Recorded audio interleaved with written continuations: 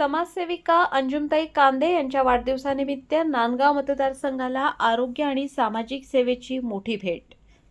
नांदगावच्या मध्यवर्ती ठिकाणी उभारण्यात येणार सिंहासनवरील छत्रपती शिवाजी महाराजांच्या मेघडंबरीच्या प्रतिकृती शिल्प अंजुमताई कांदे यांच्या हस्ते अनावरण। तुम्ही पाहत आहात गाव ते राज्य मराठी न्यूज चॅनल।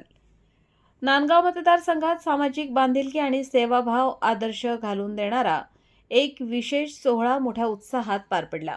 समाजसेविका सौ अंजुमताई सुहास कांदे यांच्या वाढदिवसानिमित्त मतदारसंघातील जनतेसाठी विविध लोकोपयोगी उपक्रमांचे आयोजन करण्यात आले।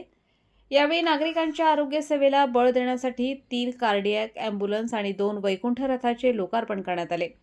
तर समाजातील दिव्यांग बांधवांना आधार देण्यासाठी 100 दिव्यांग बांधवांना सायकलींचे वाटप करण्यात आले।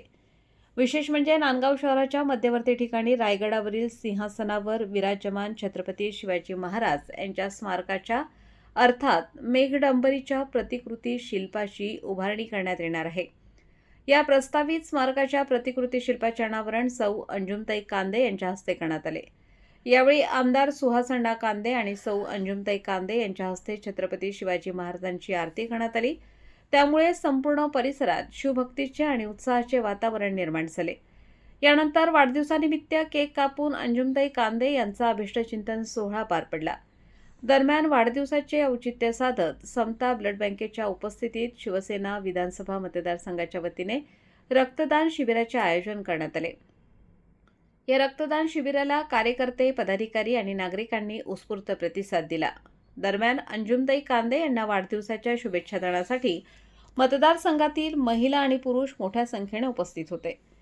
फुलांचा वर्षाव, शुभेच्छांचा वर्षाव आणि सेवा कार्याच्या उपक्रमातून साजरा झालेला हा वाढदिवस सोहळा नांदगावमध्ये चर्चेचा विषय ठरला। वाढदिवस केवळ उत्सवाचा नाही तर समाजसेवेचा संकल्प ठरवणारा असा संदेश या संपूर्ण सोहळ्यातून देण्यात आला। गाव ते राज्य मराठी न्यूज, संपादक विजय धामणे, नांदगाव, नाशिक।